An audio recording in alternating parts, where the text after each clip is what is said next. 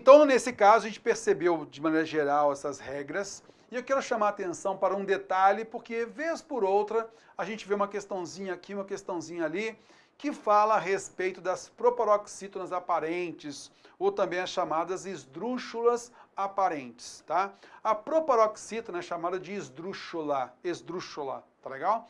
E a gente pode perceber, de repente, que em determinada região do país, as pessoas têm uma pronúncia um pouquinho diferente. Então, o gramático, os linguistas, para evitar prestigiar somente uma determinada região, e notando que isso é da raiz da nossa linguagem, eles perceberam o seguinte, olha só, poxa, há algumas regiões que quando vão pronunciar a palavra, por exemplo, história, eu falei para você agora aqui que cárie, história, né? Olha só, água. Então, a gente fala como paroxítona terminada de tom oral. Só que há algumas regiões que acabam pronunciando um pouco mais aprofundadamente esse encontro vocálico final aí. Então, no lugar de história, muita gente faz como? História, carie, árduo, por exemplo. E aí eles começaram a perceber, opa, realmente, tem região que faz assim, tem região que faz diferente, né? Então, a gente de repente pode ter dúvida, vem cá, nesse caso, é proparoxítona ou é paroxítona terminada de tom oral? Então os linguistas mostram pra gente que, via de regra, a gente tem uma paroxítona terminada de tom oral. Quando o ditongo oral ele for crescente, os linguistas admitem uma separação silábica. Então aquilo que era um ditongo, história, ditongo crescente, ele pode ser entendido também como um hiato. História. É o que a gente vai ver aqui agora na nossa teoria. Vem cá. Então nós vamos falar das proparoxítonas aparentes, das chamadas falsas esdrúxulas. Coloque esses nomes aí, porque às vezes em provas caem esses nomes, tá? Então, o exemplo que eu coloquei para você, ó, olha só. Paroxítonas, eu vou colocar como paroxítona de tom oral, ó. História, cárie, armário, tênue, área, espontâneo, trégua, ingênuo. Está vendo só? Então, são paroxítonas terminadas de tom oral, beleza? Tranquilo. Agora vem uma explicação gramatical. Os encontros vocálicos terminais, porque eles estão aqui, ó, no final da palavra, está vendo só aqui, ó? Tá legal? Também chamados de postônicos, que isto é, após a sílaba tônica, que aqui eu já marquei para você, chamar de postônico por isso, tá? Só uma nomenclatura para você não se perder na explicação. E aí nós temos as terminações aqui e tal. São considerados ditongos crescentes. Então, veja bem, moçada, não quero que você fique decorando essas terminações aqui, nada disso não. Só você entender que aqui nós temos uma paroxítona terminada de tom oral, beleza? Ó, são interpretados como paroxítona terminada de tom oral. Tranquilão? Só que são ditongos orais crescentes. História, cárie, armário, tênue, área. Está vendo só? Então é semivogal mais vogal, semivogal mais vogal. Tranquilo? Beleza.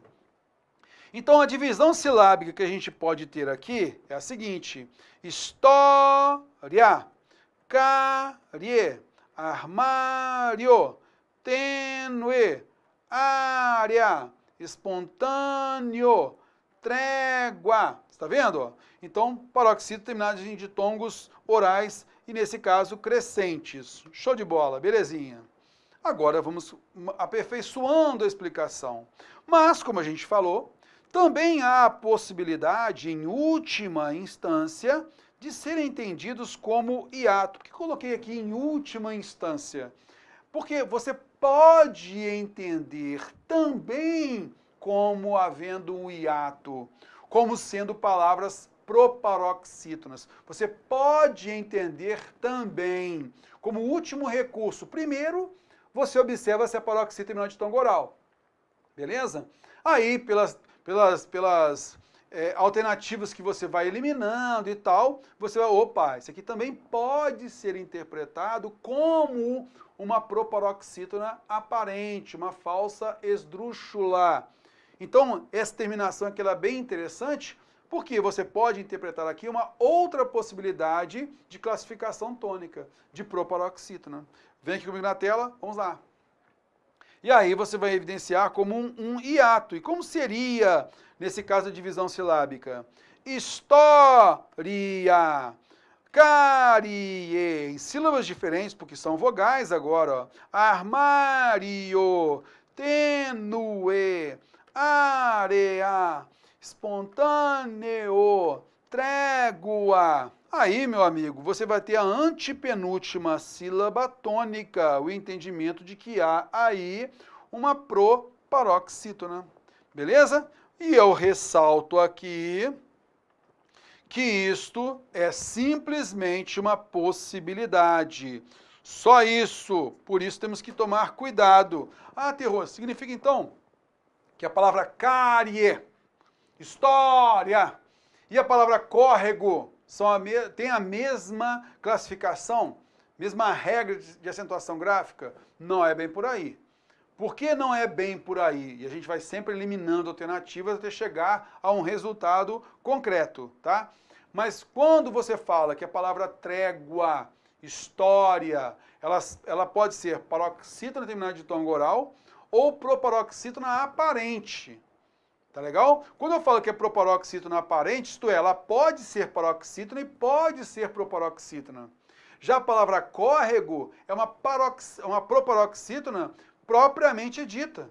Não há possibilidade de você interpretar como paroxítona terminada de tom oral. Concorda comigo? Então eu não posso igualar pura e simplesmente a regra. Somente em última instância. Só depois de você realmente perceber as demais alternativas. Aí sim, opa, realmente concordo, é isso aí. Beleza? Vem comigo na tela, vamos lá então? Então a gente faz aqui essa ressalva, é muito importante, tá legal?